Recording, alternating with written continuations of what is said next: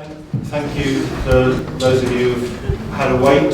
As you probably gathered, we had a highly charged application and we now come on to the rest of the agenda. So thank you for bearing with us. We'll try and get through all the rest of the items on the agenda. Members okay to continue? Right, we'll move straight on.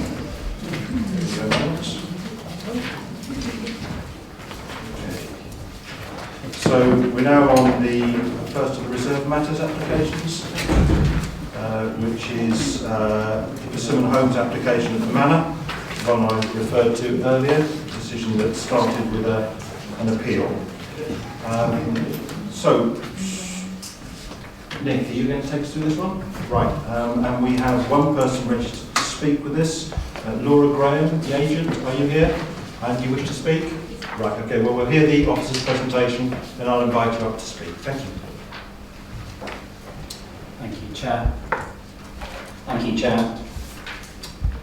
The application site is south of Brookers Hill, west of Hollow Lane and north of a recent residential development at Gloucester Avenue in Shinfield. The application before committee is a reserve matters scheme for 126 residential dwellings. The site has previously developed brownfield land within the settlement limits. It was previously host to the National Institute for Research and Dairying and includes a number of derelict buildings that are in a poor state of repair.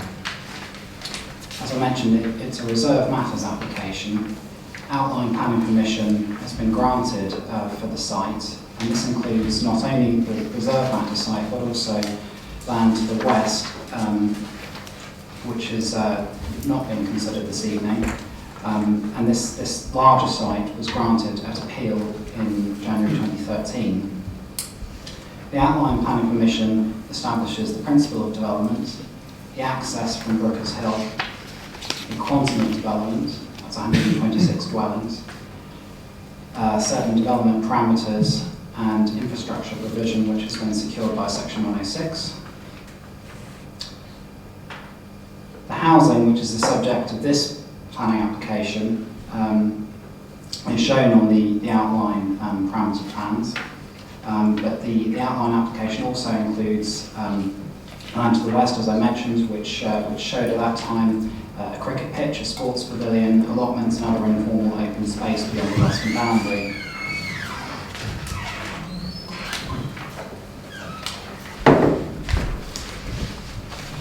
So this sort of the location plan to show where the site is in Shinfield. It's towards the northern edge of the village. And the application site is outlined in red.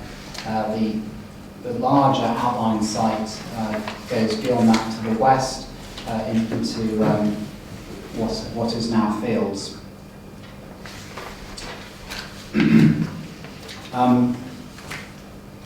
A reserve matters application for the western part of the site, that's to the west of the red line boundary, has not yet been submitted.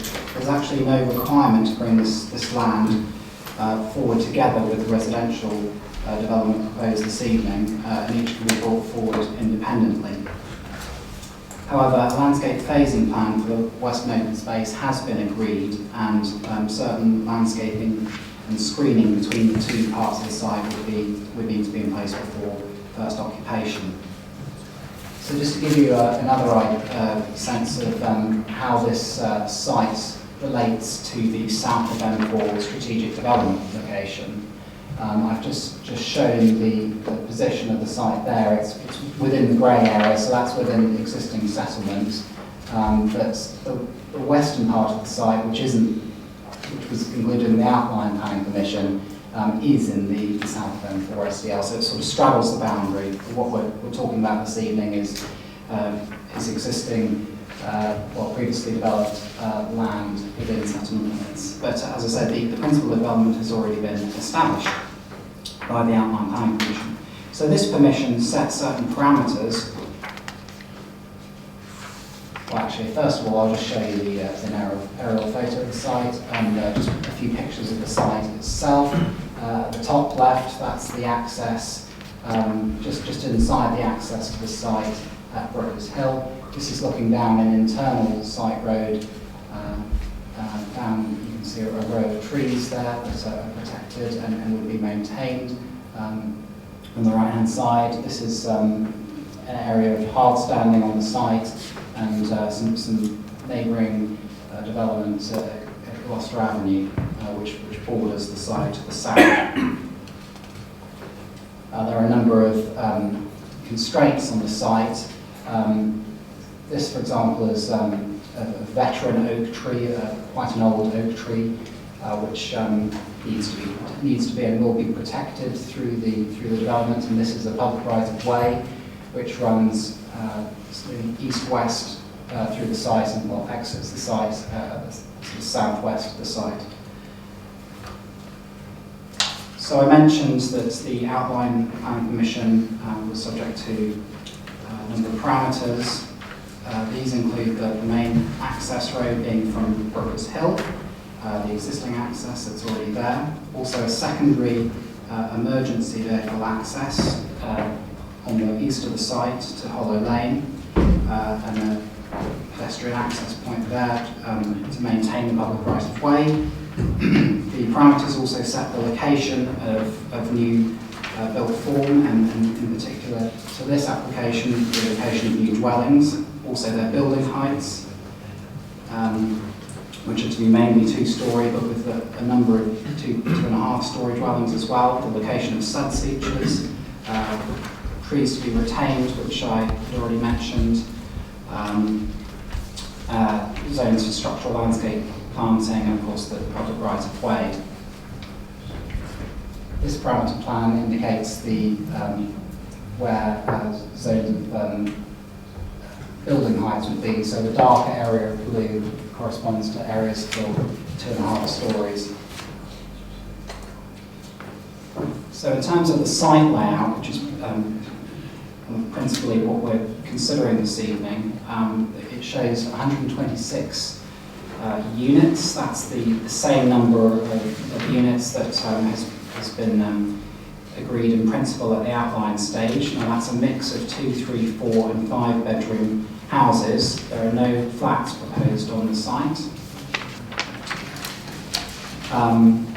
There would be a main spine road that links up to Brookers Hill, coming down and across the site, from which estate roads would come off to get to all areas of the site. There would be a secondary emergency access at this point here to allow emergency vehicles to get into the site if they weren't able to use the primary access.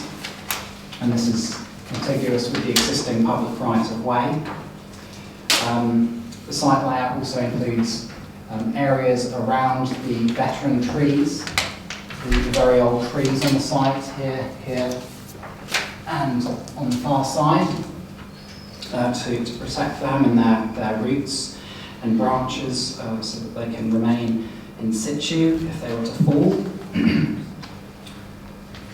There's also connection through to allotments which are envisaged beyond the site boundary to the west in the future, so an access can reach those.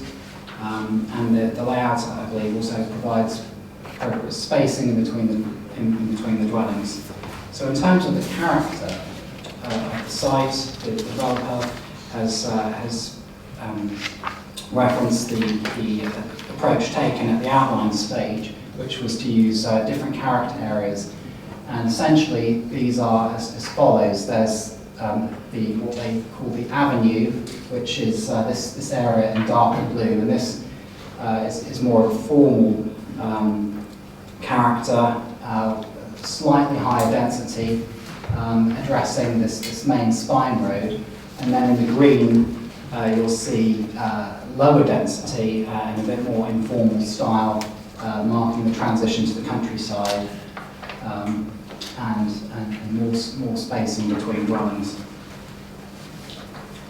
The density overall across the site is 28 dwellings per hectare. This is consistent with the outline planning permission, and it's comparable to surrounding development and slightly lower than the 30 to 35 dwellings to the hectare that are envisaged for SDL development, of which this isn't.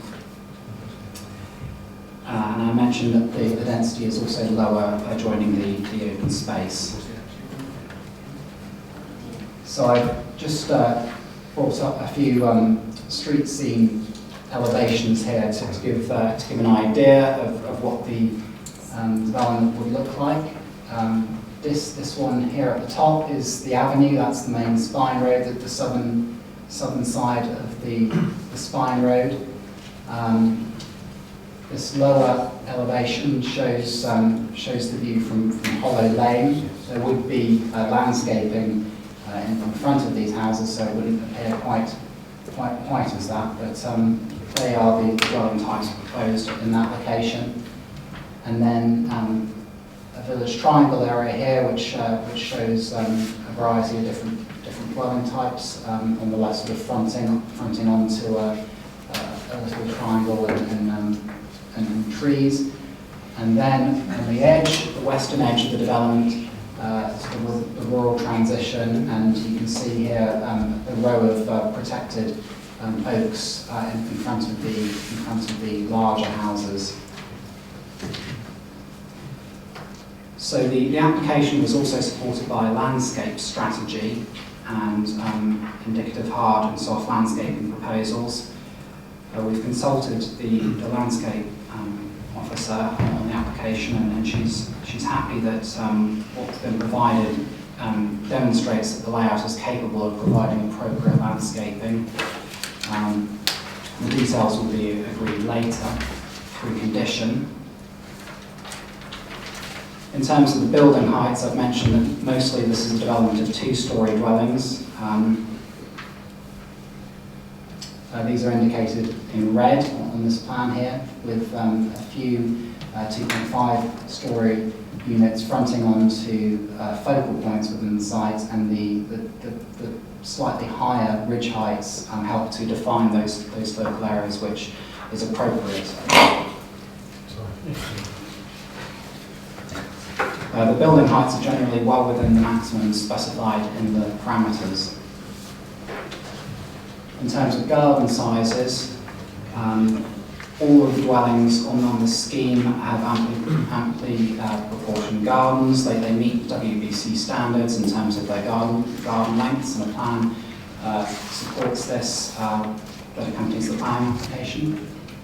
In terms of internal space, again, all of the dwelling types which are proposed meet WBC standards, both in terms of the overall space and inside the house, and also in terms of the social living areas. I mentioned the public right of way that runs through the site. The applicant actually does propose to a minor diversion to the existing line of the public right of way. What you see here, the yellow line corresponds to the existing route of the right of way, and that actually sort of zigzags between some of the derelict buildings on the site. They're proposing to keep the same line up until around about the middle here, but then go off course and follow an estate road further south. This allows them to provide for a more efficient layout on the site.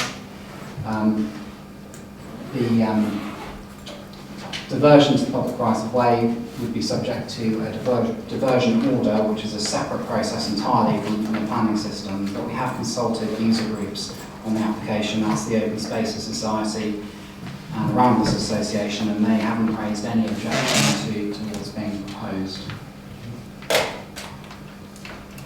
In terms of parking, there's sufficient parking. There's more than enough parking on the site. 323 spaces are proposed in total, including unallocated and visitor spaces, plus also garages. But the layout doesn't rely on garages to provide sufficient parking. There's sufficient without the garages. So including the visitor spaces, this amounts to around about 2.5 spaces per dwelling. And the layout as well is also adequate in terms of allowing for refuse vehicles to traverse the site. They track around the site just fine.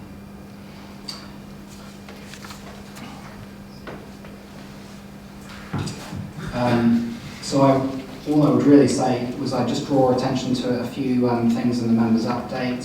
We have recommended to remove one of the conditions that relates to dimensions of the garages. That's because revised plans have been provided which do show garages which are the right size for car parking if residents wish to use it as such, so there's no need to request further information on that later. We have what we need now, and there's just been a few minor modifications to the site layout as well in the last week, very minor modifications I would add, and these are just reflected in a new list of plans for condition 2.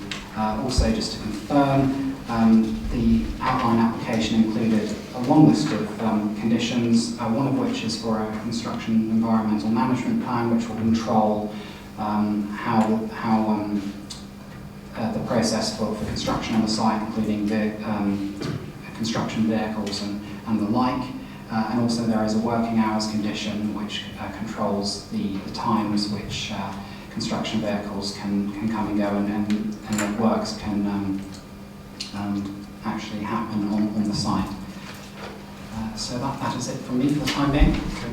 Thank you, Nick. And speakers, sorry, Laura Graham, you were going to speak, I believe. Thank you. So if you press the grey button on the microphone, your allotted 3 minutes starts now.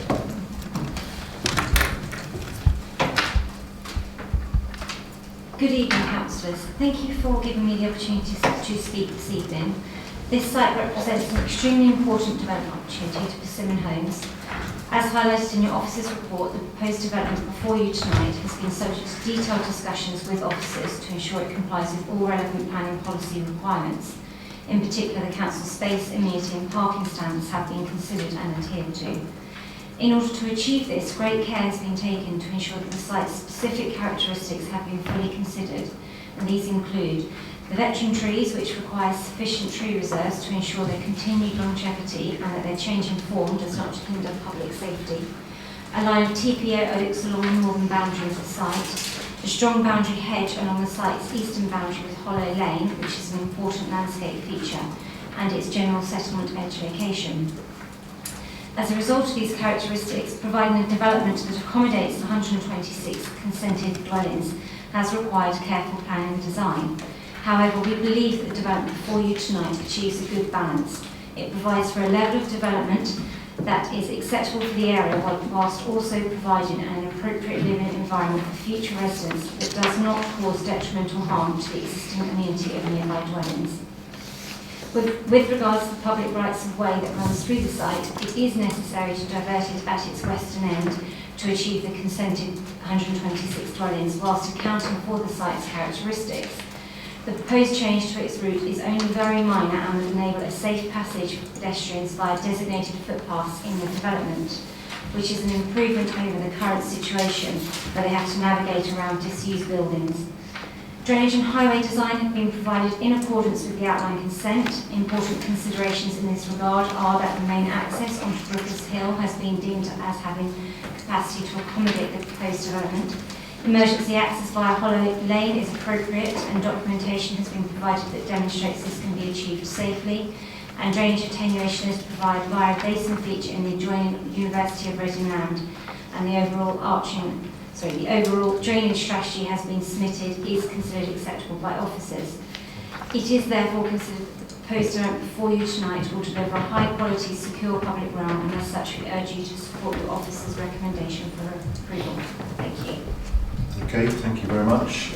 So we have no local member here to speak, so just throw that open to members. Just remember the background to this was, as alluded to in the last application, this site was originally turned down by the committee at the outline stage because the committee felt that 126 was too many more than 100, which was the indicative number. However, the planning inspector did not agree with us, so we're coming from a background where the numbers are determined, and we're just really looking at the detail now. So I'll go to Chris and then Richard.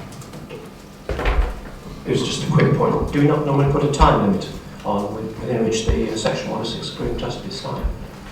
It's already signed.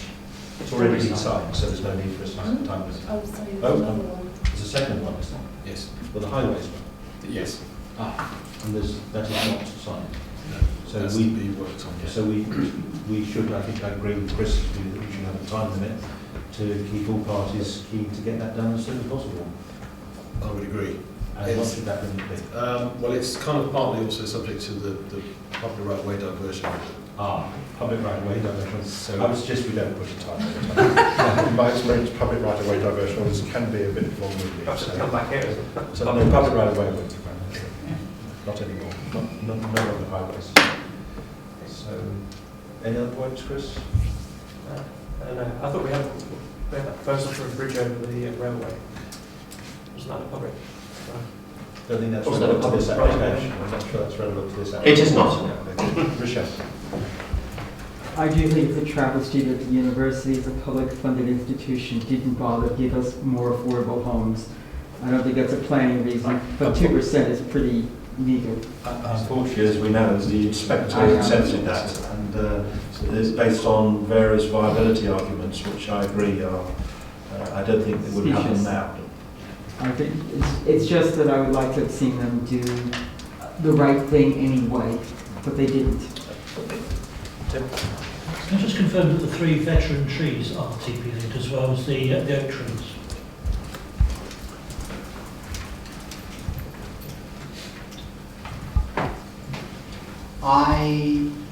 They're not actually on site, so are they? So there are some veteran Yeah, but trees. not all of the ones that were shown on the plan were actually within the red line.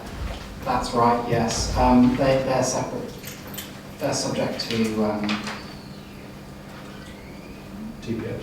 I believe they are subject to TPOs, but in any case, there is a condition on the outline planning permission which requires very careful treatment of these veteran trees, and the sort of tree protection measures have to be put in place, fencing put around them, to the satisfaction of the tree and landscape officers of Woking Borough Council. So there's a lot of protection there, but I believe they are also TPOs, these veteran trees, but I can't tell you for 100%. Just come back up. On that condition, is it to replace if it doesn't save them? Sorry, could you just clarify the Well, question? let's be clear, if a tree that's covered by a TPO is lost, well, it's not saying they're not, it's saying you can't confirm that they are, I understand that to be different. Can I clarify? Yes, Maybe with just, the mic. Chairman, if I just clarify, I think it would maybe just help on page 143. The landscape officers and tree officer is actually a tree officer as well, and they have objected. So, as part of any proposal at reserve matters, they would have done a detailed tree assessment, which would have looked at the impact of the layout on trees. So we would look at what's going, what's staying. And as part of that assessment, there will be, whether or not the quality trees and trees that really need to be retained, that are important for the site, whether or not they should, they are actually retained, and whether or not the tree officer wants them to be retained. They've raised an objection, so I can only presume from that, although I don't know the details, that they were happy that the layout didn't result in the loss of trees that they felt were really important in character terms. And to the quality of the site and the area. So, although I can't answer your specific question, hopefully that will give you a little bit of comfort. Thank you. I can also say that at the outline application stage, a full tree report supported the application that looked in detail at all of the trees on the site. A number of trees will be removed, and that's certainly true, but where possible, and the best specimens certainly have been retained. Thank you. So, John. I'm finding myself supporting Raquel tonight. I just have to mention the fact that we decided to go to appeal, and the inspector decided it was a good idea that the homeless and the borough should be punished, which I think needs to go on the record. Right, I see no one else indicating to speak. Just to remind you, there are 4 representations from the public. You can see that most generally get a lot of representations with the outline stage, and from that point on, I think residents understand the development is happening. There were 4 representations. One raised a matter relating to highways, which was of course determined at the outline stage. The other two are referred to trees and ecology and overlooking, both of which are addressed satisfactorily in the report. So members, you have a clear recommendation in front of you. Could you please indicate whether you're prepared to support this reserved matters application? And that is approved unanimously. Thank you, members. Thank you, Nick. Okay, and because we're doing, so there'll just be a couple of minute break because some of us have been here since 7 o'clock. Thank you for bearing with us. Members, we now move on to the land east of Basingstoke Road application, which is 167. And David Smith is the planning officer who will be presenting on this. David, over to you. Okay, I'll run through this really quickly. The site is land east of Basingstoke Road in Spencer's Wood. It's a reserve matters application, so we've already granted outline planning permission for 100 dwellings, and we're considering matters of appearance, landscaping, layout and scale. The site is an allocated site within the SDL, the South Bungalow SDL, located as an extension to Spencer's Wood. It's accessed directly from Basingstoke Road, repairs Green Sound to the south, playing fields from Rice Green Secondary School to the east, and Hilltop Gardens to the west. This is the indicative layout that was approved at the outline stage. As I said, we've already approved the principle of the development. Proposed layout differs slightly from the indicative layout that was shown at the outline stage, but it follows the parameters that were approved at that time. It's based around a central village green and strong rural edges, vegetated rural edges where we're looking to retain as much of the vegetation as possible. And the height parameters are as approved within the outline scheme, so 2 to 2.5 stories buildings in height, and that's shown on the bottom right image. These are the street scene sections that were included within the appendices to the report, so I don't propose to dwell on these too much, but I presume you've already had a look at those. Would just pick up one point though for a matter of detail. This middle street scene elevation, on the right, this building has actually been reduced down to 2 stories in height, so it's not the 2.5 stories that's shown in those drawings. That's come about as a result of negotiations with the applicant to get that relationship with the adjacent property at the entrance to the site. Just before you start your discussions on the application, just flag up the members' updates. There's just one very small amendment to the revision letter on one of the site layout plans. Other than that, that's my presentation done. Thank you, David. And I think the applicant's already indicated their agent they don't wish to speak since there's nobody speaking against the application. Right. Okay. Members of the committee, you're familiar with the site from when we originally visited it at the outline stage. Are there any matters that you would like to get clarification on or raise issues of concern on? Just a question for my own edification, really. It's I don't recall in any application that I've dealt with in the past a geophys survey being part of the archaeological investigation. I'm just wondering if there's suspected to be interesting deposits there, just purely out of interest. David, do you have to shed light on that? We have no evidence that they're going to find interesting deposits there, but until they've done a survey, then we don't know. It's just unusual to see a geophys survey. Right. Any other members wishing to speak? In that case, I'll take this straight to the vote. Again, it's a reserve matters application. We previously visited the site, obtained outline permission through the committee without issue. We also had affordable housing elements, John. So, members, could you please indicate whether you're prepared to support this application? Again, that is unanimously carried. Thank you very much. And we now move on to another farm application, which I suspect may be a little less contentious than the last one. I hope. This is a Hatchgate Farm, and it's a expansion of the dairy dairy buildings and dairy farming there. And Graham, you're going to take us through the application. I would stress that members have not visited the site because it didn't appear to be concerned that there was a need to visit the site. Graham, straight to you.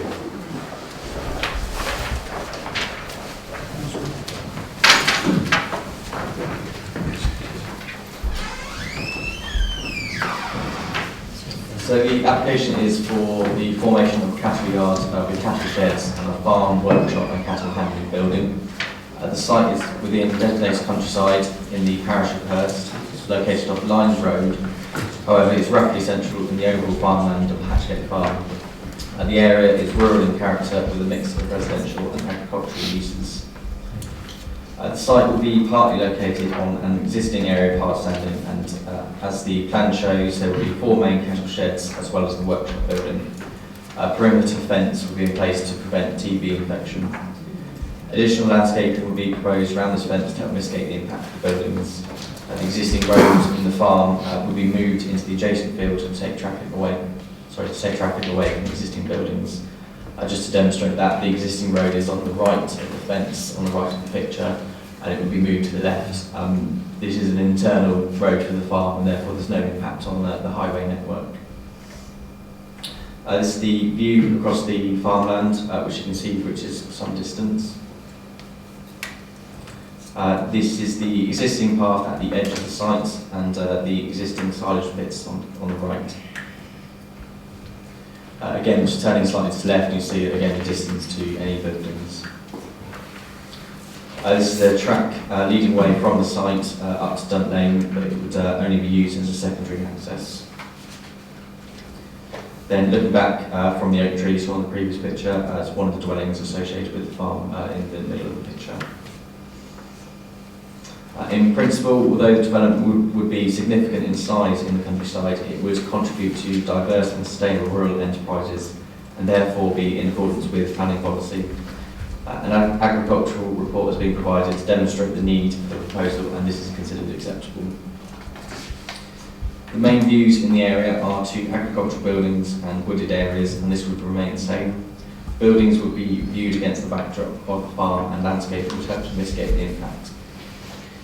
In terms of drainage, it's been agreed that the new pond would take the runoff from the buildings, and this would also bring ecological enhancements. The pond is acceptable in principle, but finer details will be agreed at the condition stage. Additionally, all other concerns are overcome by conditions as set out in the report. In terms of the members' updates, you'll see that condition 8 relating to drainage is to be replaced in full with what's in the members' update. That's just to update on the works that went ahead with the pond. For clarification, the proposal would be constructed in phases, and it's envisaged that the cattle shed 1 and the workshop building would be constructed first, with the other cattle sheds over a likely period of 3 years. Also to clarify, the increase in cattle on Hatchgate Farm would be 345, and that would be from the Animal Bay Farm in Binfield. It is envisaged that once the proposal is complete in terms of all the phases, it will be able to accommodate an additional 400 cattle, and therefore in exceedance of what is needed on site. Thank you, Chair. Just on that last point, how many cattle currently? Do we know? Is the applicant here or the agent? Could you confirm how many cattle currently?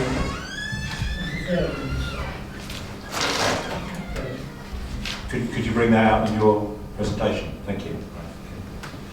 Right, I think straight, we're ready for your presentation then. Yeah?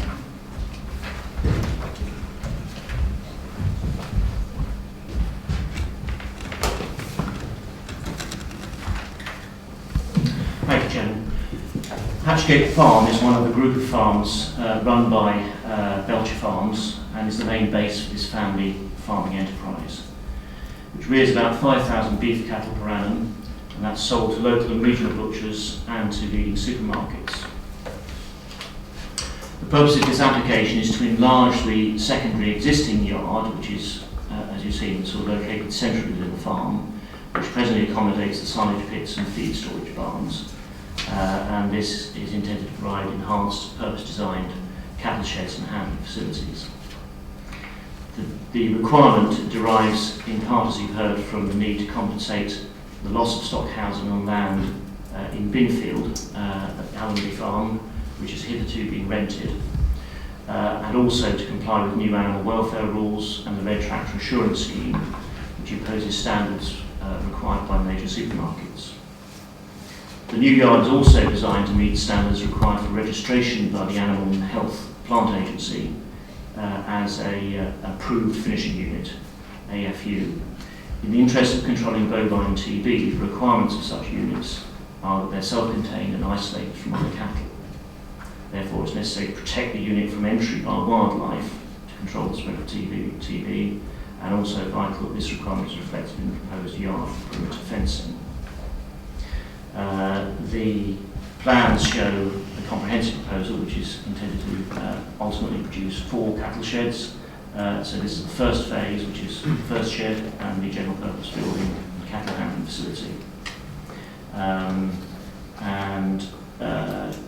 Just in terms of clarifying the point about numbers, currently the farm stocks about 1,000 head. So on the completion of all of these phases, it would have potential to have 1,400 head.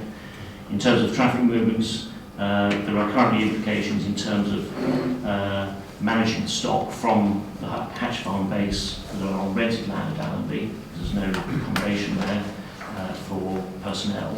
So that has to be done remotely from Hatchgate Farm, involving movements to check stock and to move livestock using equipment at Hatchgate Farm. So in approximate terms, that amounts to 4 trips a day from site to Allenby Farm in Binfield. It's estimated that any additional movements of stock and feed requirements relating to the increased number of stock on this farm would more or less just cancel out the trips to go to the wetland, which hitherto have been the case. Thank you, Chairman. Right, thank you very much. We've got nobody registered to speak from Wales Parish Council, so we'll go over to members and of course come to you, Wayne, as you're the local member. First of all. I think it's very encouraging that we've got a local farmer expanding in the area. I fully support it. I just have one point of clarification. Once all the phases, and I saw in the update, once all the phases are complete, will the existing buildings be returned to landscape?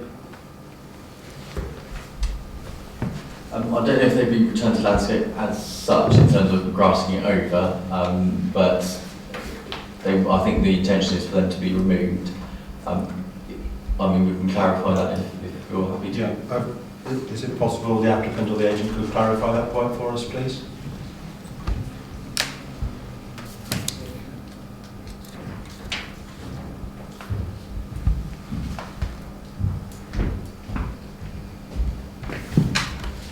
Thank you, Chairman. Yes, there are some particular buildings which are specifically identified by the agricultural consultant's report, which I can identify for planning officer on the planning. Sorry, that's identified for removal? Yeah, identified for removal. Could we put up a plan that would hopefully show those? Okay. Yeah, I wouldn't have a plan. Oh, you wouldn't have a plan that's going beyond the application If I can pass to Mr. Vaughan a plan to show that, I can do so. Okay. Well, I don't think it's critical for this, but I mean, the key thing is it's not clear to me that whether the removal of any of those buildings is either offered or whether it's a requirement of granting this planning permission. Can you clarify, please?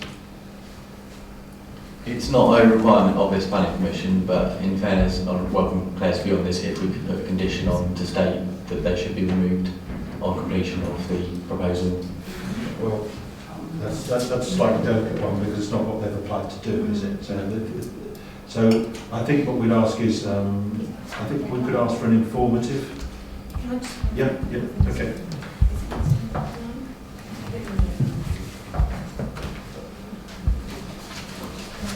Sure. Bear with us a minute, please.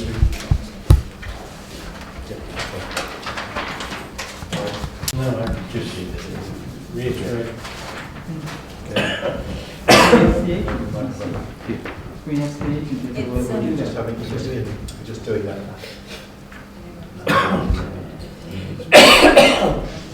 Okay, right. I think then, I don't want to put words in your mouth, but I suspect those buildings are beyond the red line, and therefore don't form part of the application site, so we can't require them to be removed.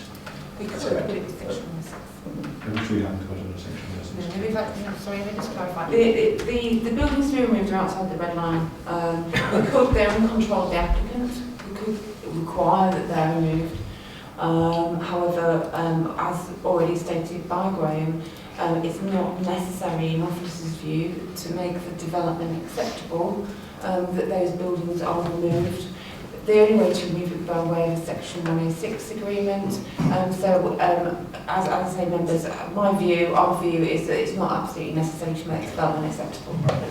Wayne, could I just ask what the reasoning was? It that you were concerned that they were derelict buildings that would gradually fall into disrepair And change of use. Sorry? And change of use. Potential future change of use, yeah, okay. I guess the issue is though that a change of use beyond agriculture would come to, well, it wouldn't come necessarily come to the committee, but it would come through to the council unless it was one of the categories that allowed informal change of use, because as you know, the current government has changed the rules in terms of certain buildings and being able to be changed of use without planning permission. But I think we're concluding this is something that is beyond our issue at the moment. Can we just request it? Just a request. If they say no, they might say yes. We don't do it as informative. Yes. We can. It's a difficult one. We haven't got Section 106 at this proposal before us. If you want to ask the applicant whether or not they'd be willing to enter into such an agreement, then Chairman, it's up to you if the applicant is willing to answer that. But if not, Can't be a term. I'm struggling to see whether we could really do that because it is beyond the red line. I think we need to rely on the fact that if the remaining buildings are used for an alternative purpose, obviously if it's an alternative agricultural purpose, we're unlikely to have any influence on it, but if, for instance, they were to be used for light industrial or some other use, that would be something that would need to be reconsidered by the planners, but not necessarily this committee. So I think we'll leave that particular one. Any other members wishing to add anything to this? In that case, members, are you willing to support this proposal? These are quite substantial buildings, but it's, as we've heard, it's a pretty substantial farm as well in terms of the numbers. All those prepared to support? Yep, that's unanimously carried. Thank you very much.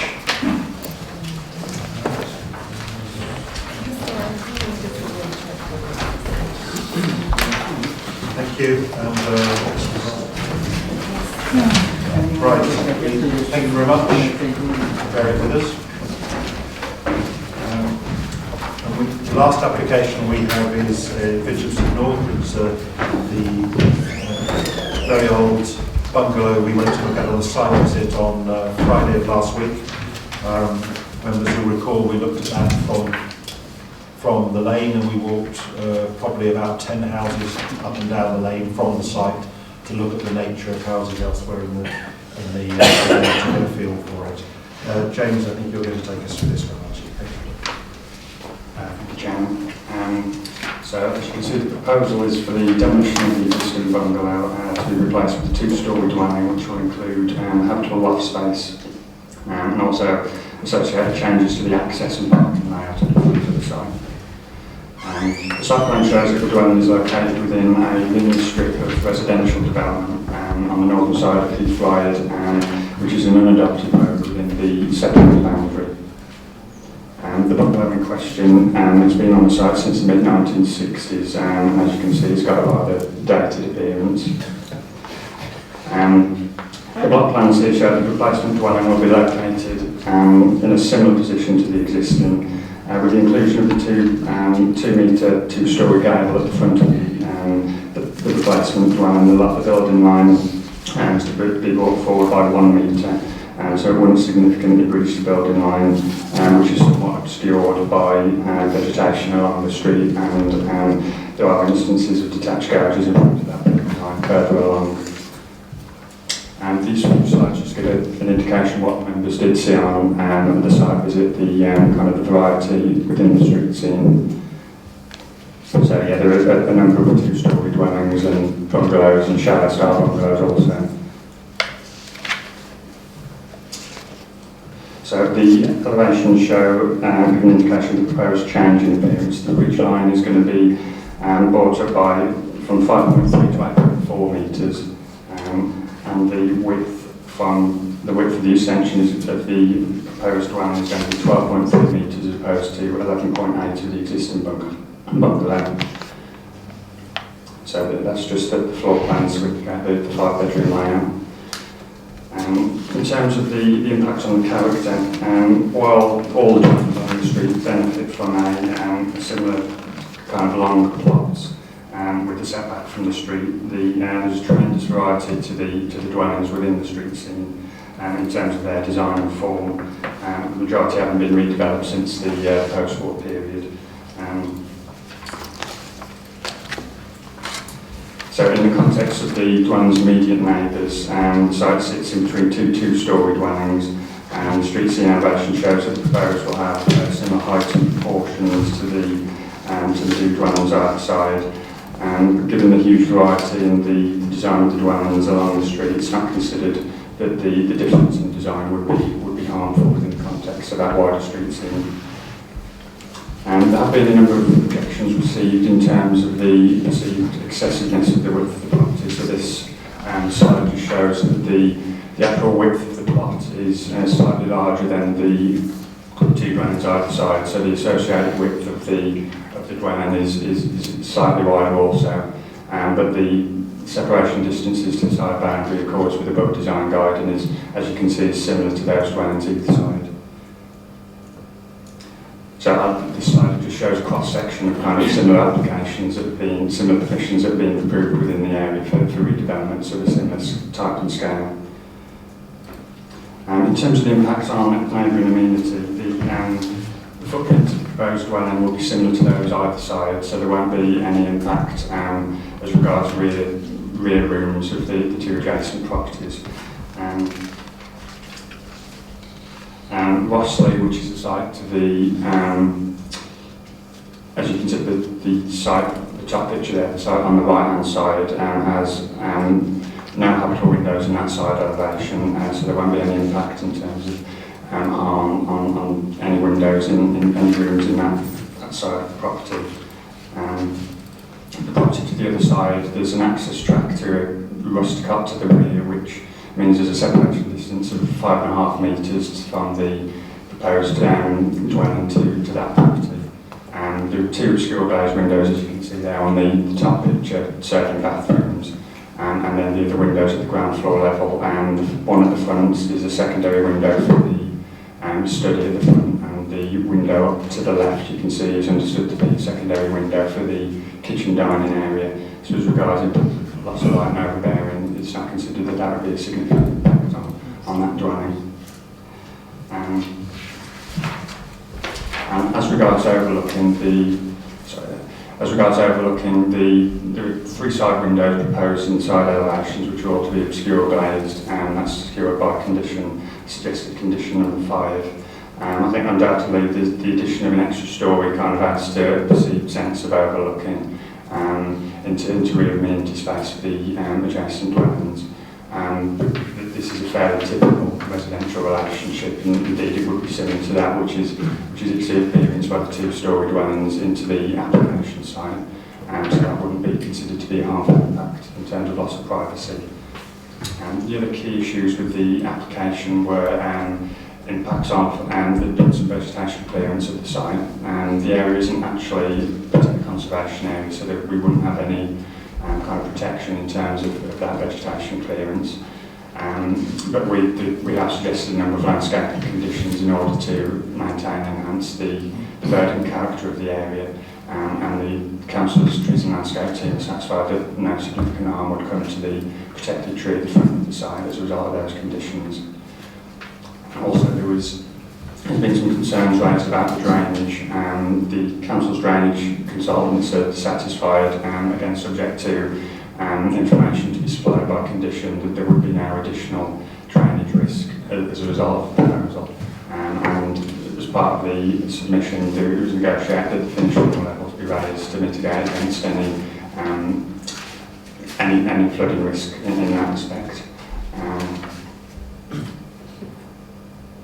And I'll just refer as well to the members update. There is just one condition that has been added in respect to construction hours and no burning of materials during the construction. Thank you, Chair. Okay, thank you. Now we have a number of speakers. Firstly, Councillor Roger Marshall, Finchester Parish Council. Good evening, Roger. Would you like to come and address the committee? Mr. Chairman, would it be possible for the residents to speak first? Yes, of course. Just a little their presentation. Yep, fine. So we've got Mr. Guest and Mrs. Adams, who are the presumably the immediate neighbours each side, are you? Yeah. Okay. So when you're ready to start, you press the grey button. We'll all be able to hear what you say. I assume you've already been told you have 3 minutes to get your key points across. Thank you. Thank you to the Chairman and Committee for allowing me to speak this evening. Firstly, we would like to make it clear that we are not against the redevelopment of the site at Pine Platt. However, as the plan currently stands, we have the following concerns which we would like the committee to take into consideration when deciding to approve or reject the planning proposal. Point 1, the sheer scale, bulk and height of the building against the adjacent properties. This is effectively a ground floor with 2 stories above into the loft conversion. Point 2, if built, the property will be in front of the property line. Point 3, the application lacks detail of sewage and drainage. Point 4, the impact on road surface water drainage. Point 5, the property will be out of keeping with the street scene and countryside setting. Point 6, the application contains insufficient detail on material, boundaries, landscaping and rainwater drainage. Whilst the Council have requested further detail, this will be post-planning approval and we will not be consulted. Slide 2. This picture of Heath Ride was taken a couple of weeks ago. The arrow indicates the low point in the road. The road's surface water drains into the stream in front of Pine Platt, which will be covered by the proposed drive layout, thus contravening CC10 requirement for sustainable drainage. The planning consultant has pictures of the ditch opposite full to the brim with water when he visited the site. Slide 3. This slide shows the surrounding residential property roof lines and countryside. It's key to note that all properties in the neighbouring area have dormer roof lines compiling with CCPO2 to recede and soften in relation to adjoining open countryside and to avoid hard edges. Slide 4, please. This slide clearly shows the profiles of Rossley and Heath Cottage taken from the land registry against the profile of the proposed Pine Platt development. We believe this to be a very telling slide and that it clearly demonstrates the sheer bulk, mass and height of the development. It should be noted that should the development be approved, it will be in front of the existing property line, 18% wider than Rossley and Heath Cottage, despite all 3 properties occupying a 50-foot wide plot, and has a 25%, 10-degree shallower roof pitch compared to Heath Cottage and Rossley. I reference back to the Borough Design Guide, which advises that all developments should take full account of the mass and height of a development in relation to adjacent development and surrounding spaces. As a reminder, the current footprint is 73.4 square metres, proposed footprint is 175.1 square metres, i.e. it's 238% bigger than the existing property. Okay. Thank you. Thank you very much. Roger?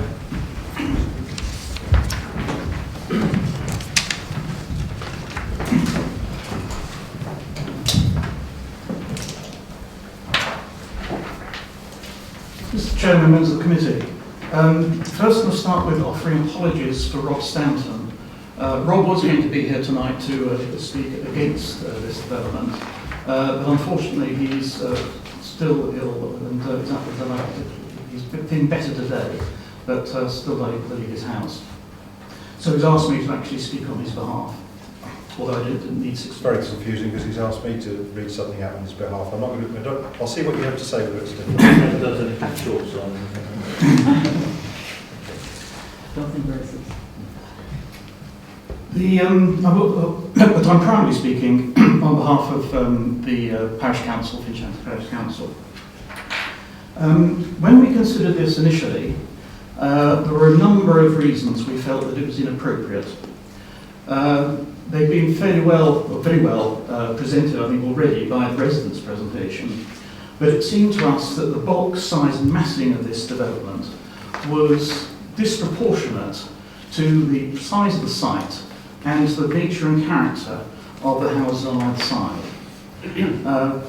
It was out of keeping with, not perhaps Heath Ride in general, because as you've already indicated, there are a variety of different architectural styles, size of houses and so on along the lane. But in that particular context and location, it just did not seem suitable for that position.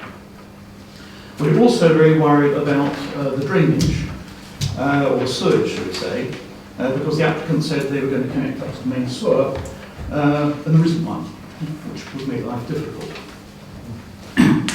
The original plans had no heights on the actual construction, and that concerned us as well.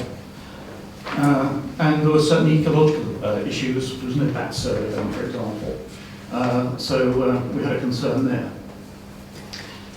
Now, as a result of the process and the discussions with Mr. McKay, a lot of those issues have, if not been completely resolved, we are to an extent satisfied, certainly with regard, for example, to drainage, where I think in the conditions it makes absolutely clear that the drains have got to be, or the sewage, sewerways, have got to be to the required standard and are adequate for the premises.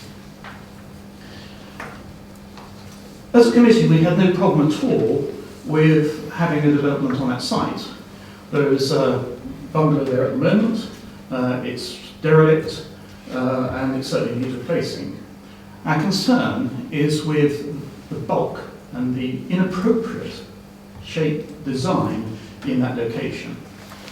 And we would certainly ask that you reject this application so that the developer has an opportunity of going back to his plans and coming up with a solution which is more appropriate in that setting. It is not as tall, it doesn't have the loft rooms, and is more fitting in the context, more sympathetic in the context of the houses immediately on either side and on the other side of those. Okay, thank you very much. So I do have a note that Councillor Stanton, I have a note that Councillor Stanton sent to me yesterday, and he asked whether I would read it out because he is unwell, which I shall do. I'm grateful for you reading out this letter, as I'm unable to attend due to ill health. Had I been able to come, I would have asked the committee to think very carefully regarding this application in a sensitive area abutting onto the countryside. I am not against the property being constructed on the site to replace the current building, which is clearly out of date. I would therefore support an agreeable application. I do not support this as proposed for a number of reasons as follows. The height of the building appears to tower above the adjacent properties, which will be detrimental to the street scene. The width appears to be excessive, making it appear overbearing. I expect the building is located too far forward of the building line. The increased scale and bulk of the building appears to be inappropriate in this location, and I'm concerned that this will cause a loss of privacy to neighbours and conflict with their living amenity. If the committee are minded to approve, that they consider delaying the decision to allow the developer to re-evaluate these major points of objection and see what can be done. We also need some conditions applied which cover working hours to address the inconvenience of the neighbours during the construction. Please consider carefully. Thank you for this. It's from Rob Stanton. So that's all the speakers registered to speak, and we'll throw it over to members. I think, though, we've had quite a bit of differing facts thrown around tonight, and we need to get some clarity on a couple of things.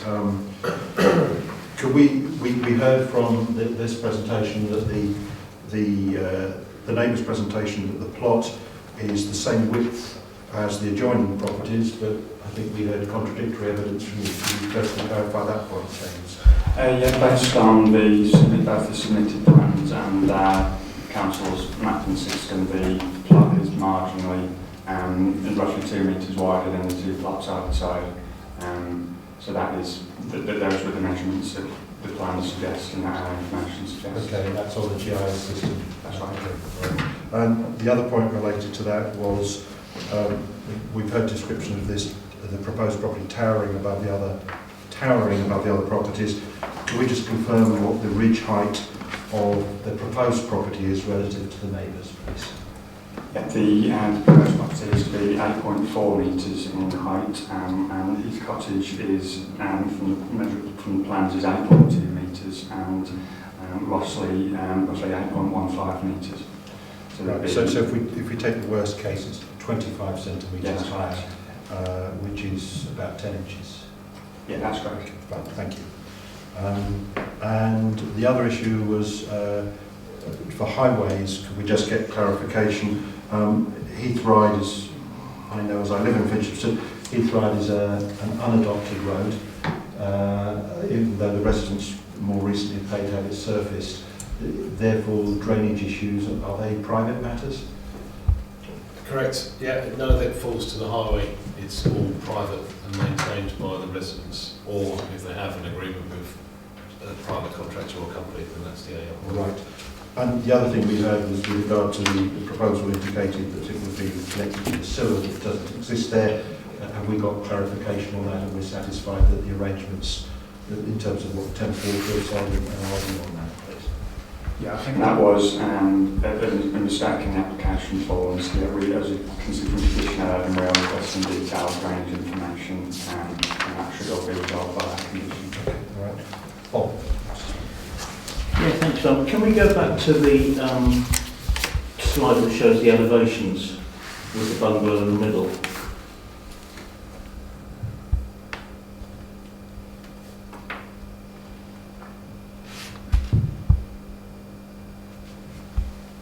That one?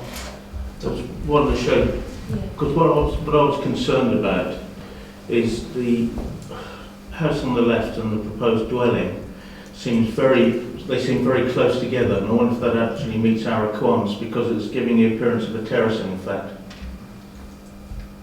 I'd like some input on that, please. Okay. Just worth adding, because I know you weren't able to attend the site visit. I know it's not the point you made, but the reason there's a bigger gap on the other side is there's an access driveway to a property behind. It just seems closer than we would normally go for. It's already close. Can we get clarification? Yeah, so the, as you can see, the closest gap, the replacement dwelling is going to be situated 1.5 metres from the shared boundary there, and I believe Rossley is set roughly 1 metre off that boundary, so that would accord with the Borough Design Guide guidance. And that would be 2.5 metres between the flank walls of the opposing properties, and that meets our guidance, which is 2 metres. Yeah. I didn't see it on. Yeah. And then obviously the access track, there would be a width of 5.5 metres between the two flank elevations, with a 1 metre gap off the boundary, which also accords with the Borough Design Guide. Okay. Do you have something that shows the rear elevations of the proposed dwelling? I don't think because of it here, but it's not easy to talk to it. There, so that's fine. Obviously, there were concerns about overlooking. Obviously, the two buildings either side of the existing dwellings would, I guess, because of their two-storey nature, would already significantly overlook the rear garden. Although clearly this proposed dwelling has a third storey, can we confirm that those are high-level Velux windows there that we can see on that rear elevation? Yeah, that's right. I've not got the exact figures of the finished levels above the floor, but they are, for lighting purposes only, they wouldn't afford any views. So not afford overlooking. Would you be able to also indicate that the first floor windows, the conventional first floor, will be on a similar level with those of the neighbours because of that? Yeah, I haven't actually got there was no submitted an elevation comparing the rear elevation with the dwellings either side, but I'm not sure if I have got a plan that would show that. Okay. Chris, thank you next. The speakers indicated. Speakers indicated that the Borough Design Guide indicates that we should be looking at the adjacent properties, particularly when looking at the street scene. We obviously need to look at the impact on the adjacent properties, but my experience, we've normally looked at the rather larger area when considering the impact on the street scene. It's certainly true the two adjacent houses are rather different, but overall, when you go further out, the difference is rather limited. What actually does the Borough Design Guide say? Chairman, the Borough Design Guide talks about context, and that can be street scene. So I would argue that obviously what's adjacent is important, but obviously when you look at the street scene, you need to look at a wider assessment around rhythm, bulk, scale, mass. So I think both is probably my answer, both adjacent and surrounding. Just looking actually at the street scene on computer, and also looking at the satellites, the scale of the surrounding dwellings are really varied, and some of them are really quite considerable, and I'm sure that members saw that when they were actually on their site visit. But I mean, the key thing really is you don't have to have buildings that are exactly the same as what's adjacent to them. To my mind, it's around the overall spacing between them and the overall effect of that on the street scene. And I think what the case officer has been saying in his report and in the presentation is that spacing and that bulk and scale, while not exactly the same, is still not considered to be inappropriate in that location, in that area. Okay. Right. Any other members wishing to speak on this? Well, we heard from Parish Council, and I think from the objectors, that the suggestion that this should be deferred for the applicant to come up with an alternative proposal with less mass and bulk. But as I said very early on at the start of the planning committee, back at 7 o'clock with my introduction, our role as a planning committee is not to attempt to redesign things. Our role is to say, does the plan and the applications in front of us accord with national and local planning policy and guidelines? So we have to determine what is in front of us. So really it's not our matter to suggest alternatives. So does any member wish to propose that this is, make a proposal to refuse this application? I see no one indicating. In that case, I shall take this to the vote. The application is clearly stated in there. We've heard the views of the Parish Council, the local Borough Council and the two immediate neighbours, and we've understand their concerns, but we are somewhat constrained by whether this meets planning policy, and we're being advised that this does meet planning policy and there are no grounds on which to refuse it. So could members please indicate whether they're willing to support this application? And that is unanimously supported. The planning commission is granted. And that, unless I'm mistaken, is the last of this evening's planning application for consideration. We do have some other matters to go through.